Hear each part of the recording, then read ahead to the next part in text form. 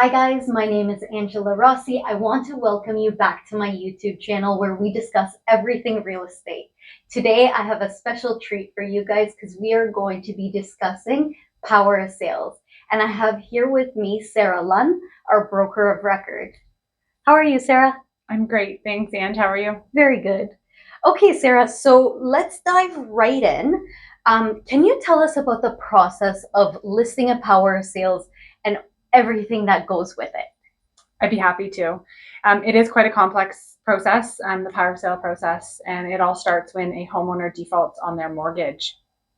Once they're in default, the lender sends out a notice of sale, and the buyer is then given some time in which to pay their mortgage debts. If they're not able to pay their mortgage debts, the lender then applies to the court for possession of the property. Once it's given possession of the property and the homeowner has not willingly left, then the lender does have the authority to evict the homeowner from the home. And this is when the actual sale process starts.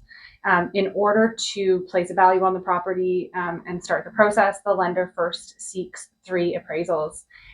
Those 3 values will all come in differently, as we know, each appraiser giving a different value for different reasons. Usually the lender will go with the highest appraisal, and that's where the listing price comes from on the power of sale. From a realtor point of view, what you need to do when listing a power sale is make sure that you've done all of the appropriate paperwork.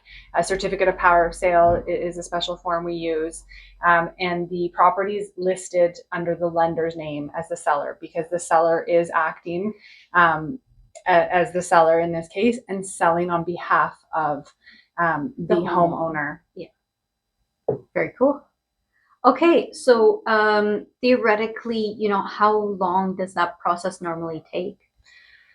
It will be different with every property, but generally anywhere from 3, 6 months to a year. Okay. Now, let me ask you something else. I feel like there's a huge misconception, and people think that when you're purchasing a power sale, that you're going to get this mind-blowing deal and it's going to be significantly below market value. What's your intake on that? So in here in Canada, we are usually operating under power of sale. It's different than foreclosure. A lot of people hear the word foreclosure, and in the US, foreclosure is used a lot. There is, without going into too much detail, there is the ability here in Canada to foreclose, but most of when we see a power of sale, it means that the lender is selling on behalf of the homeowner. And they're legally obligated to achieve the highest possible sale price for the homeowner. So they are not able to discount the property below market value. If anything, they really have to go above and beyond to show a paper trail proving that they've achieved the highest possible sale price in today's market. Oh, wow. So theoretically, they can be held liable if they can't prove that they tried to get the best value for them? Yes, that's correct. There's a number of debts that are paid from the proceeds of the sale of a power of sale. So, of course, the costs associated with selling the property, so real estate fees, appraisal costs, each appraisal that's ordered, any of the administration costs associated with it are paid. Number 2, the lender's principal and interest is paid. Then if there's any liens or encumbrances on the property or against the property, those are paid.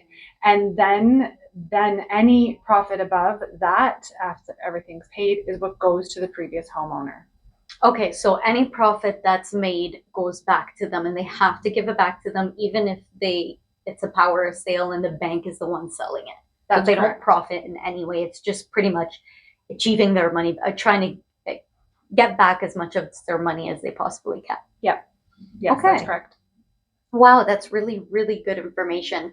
Guys, just to give you a little insight, I know interest rates have been rising and there's many stipulations on exactly what's going to happen, whether prices are going to go down or going to go up. But here we just talk statistics and we talk numbers. So last year in Simcoe County, York Region, and Peel, there was a total of 35 power sale properties that hit the market that either listed, sold, or got canceled. This year, since beginning of January 1st, 2023, we have seen 22 listings hit the market. So far, we've seen 8 listings, 8 sold, and the rest were canceled or suspended. Sarah, why would a power sale get canceled or suspended? Canceled would be if the homeowner has paid their debt. So with a power of sale, the homeowner has up until the day of closing to pay their debts and any fees or penalties associated with that mortgage, and they'll redeem the property. So they can redeem up until day of closing. So realistically, if you're a buyer buying under a power sale, you can theoretically, it's not a done deal until the day of closing because they can pay back the property. Now, I'm assuming there's a specific clause that's in the contract that allows them to do that. Yes. Okay. In a power of sale contract, there'll be a Schedule B. Most lenders will have their own Schedule B, and that schedule outlines all of the special stipulations regarding the power of sale. And one of those is redemption. So the homeowner has until day of closing. So until the new buyer actually has keys in hand, that property could be redeemed by the homeowner. So purchasing a power of sale as a buyer, there is that risk until day of closing. So how do we kind of overcome this is that if you are purchasing a power of sale, you're interested in one, the quicker the closing, the better. Oh, that would make sense. Okay.